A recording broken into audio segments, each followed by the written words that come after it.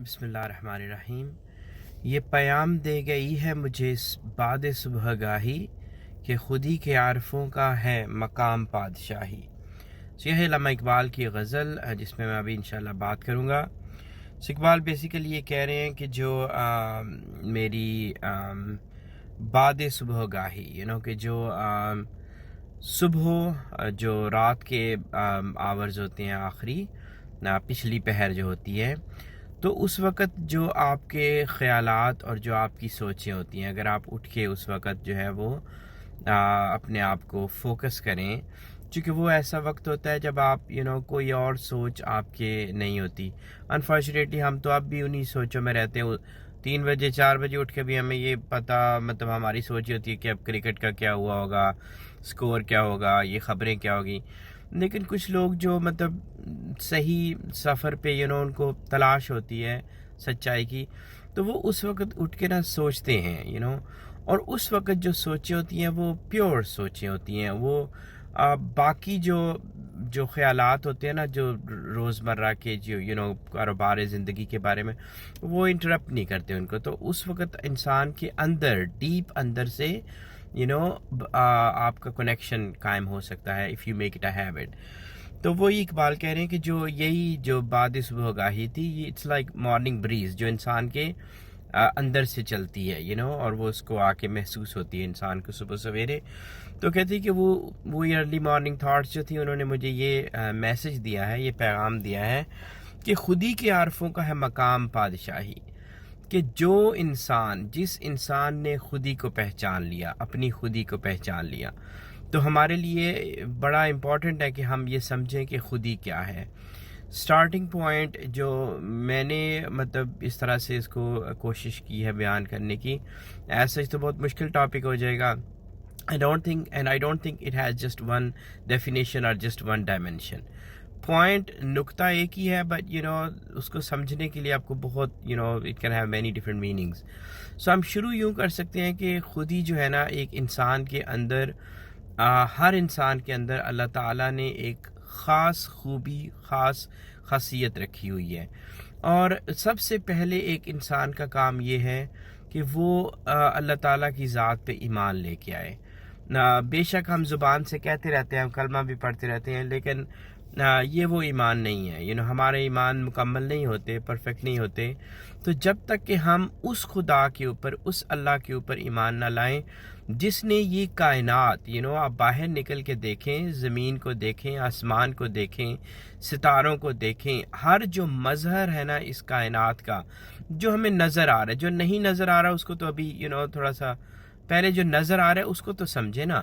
تو اس سارے کو، جو نظر آ رہا ہے، جو نہیں آ رہا، جو اور دنیایں ہیں اور کائنات ہیں، تو جو ان کے جس نے ایکچولی ان کو بنایا ہے اور جو محمد صلی اللہ علیہ وسلم کا خدا ہے، ان کا رب ہے، وہ اس تک پہنچے، انہوں نے ہمیں اس رب سے انٹروڈیوس کروایا۔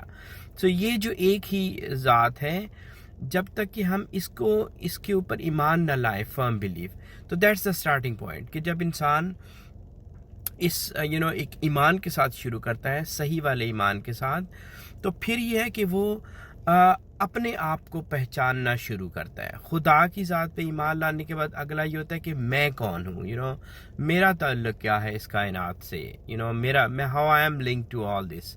ایک رب کی ذات ہے اور ایک کائنات ہے، اس نے بنا دی ہے سب کچھ، تو میں کہاں پہ فٹ ہوتا ہوں، میرا کیا رول ہے۔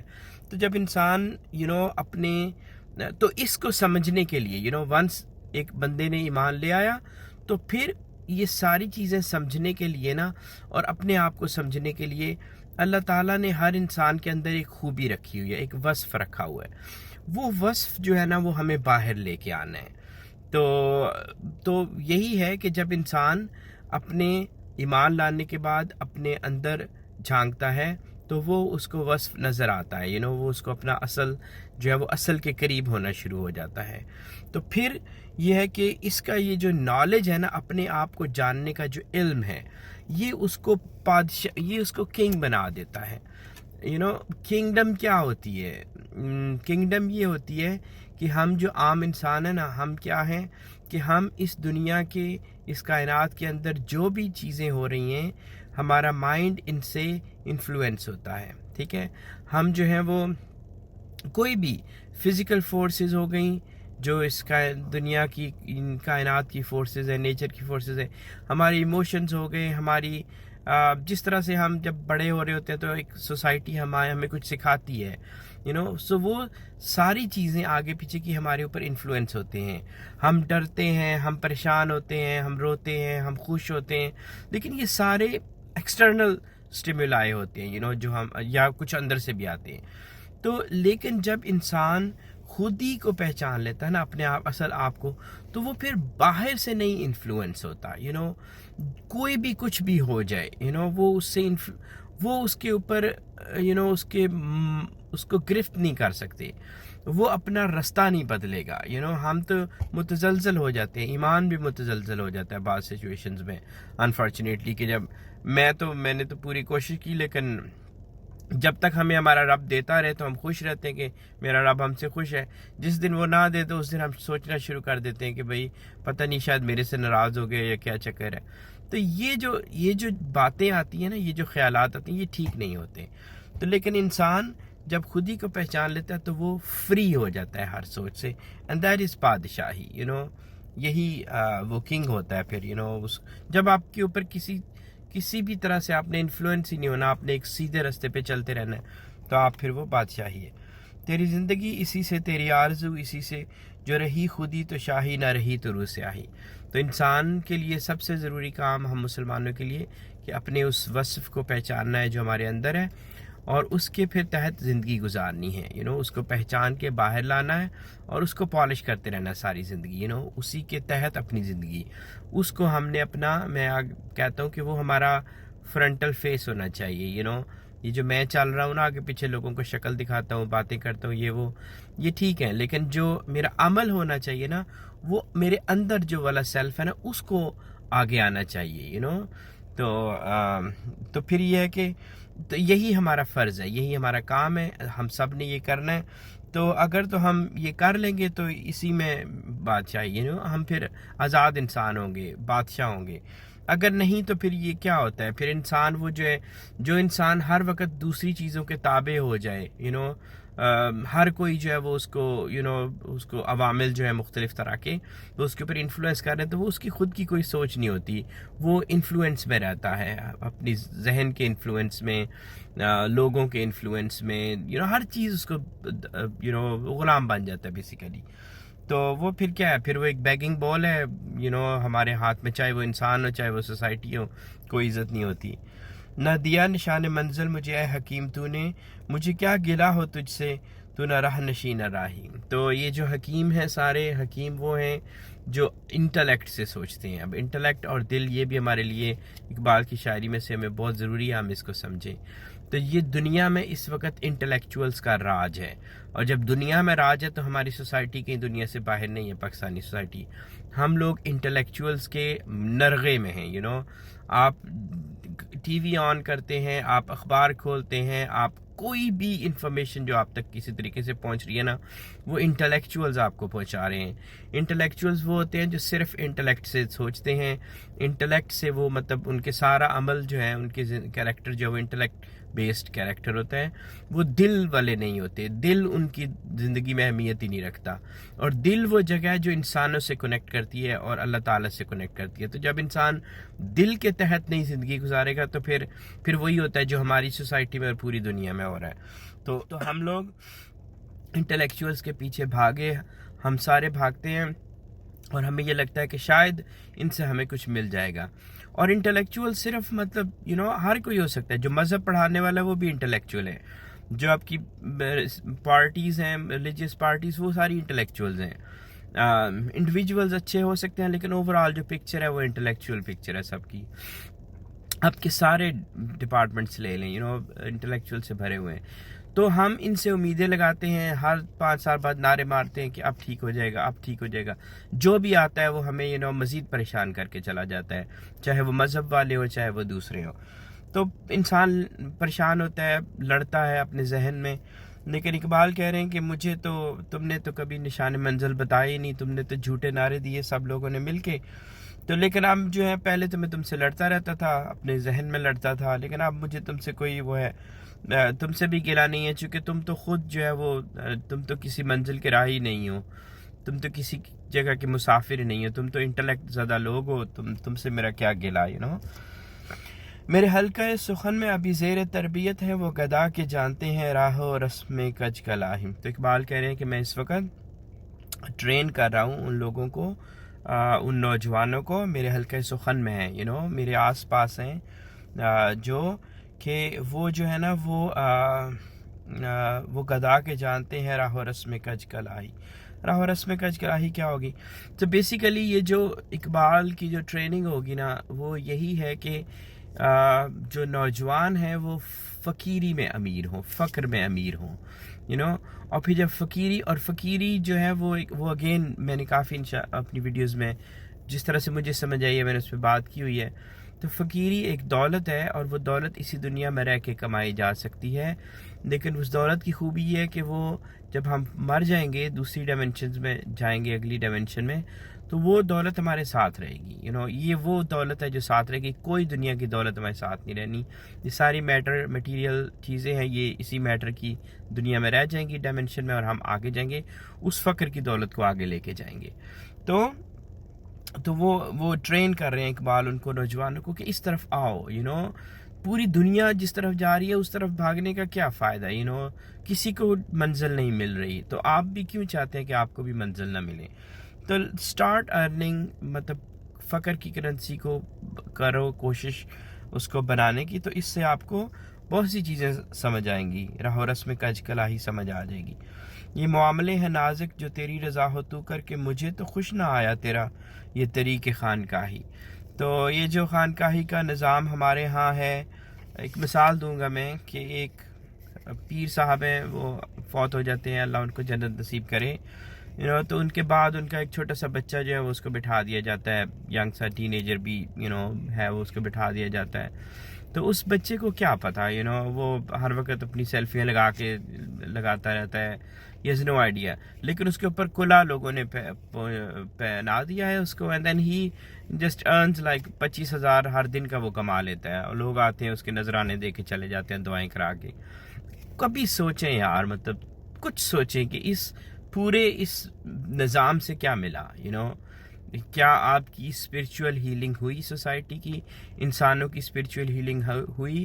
جب آپ نے اللہ کی ذات سے اپنا کنیکشن نہیں قائم کیا نا، تو دنیا کا پورا ہر انسان آپ کے لیے دعا کر لینا کوئی فائدہ نہیں ہونا، مجھے یا آپ کو، اگر ہم اللہ سے ہمارا کنیکشن نہیں ہے. تو پہلا کانٹیکٹ ہوتا ہے ایمان اللہ کی ذات پہ. Then you search within yourself, اپنے اندر جا کے اپنے آپ سے خود ہی کو پہچاننا ہے، اینڈ دین یو سی منزلیں آگے پیچھے کے کیا ہو رہا ہے، تب آپ چیزوں کی سمجھ آتی ہے.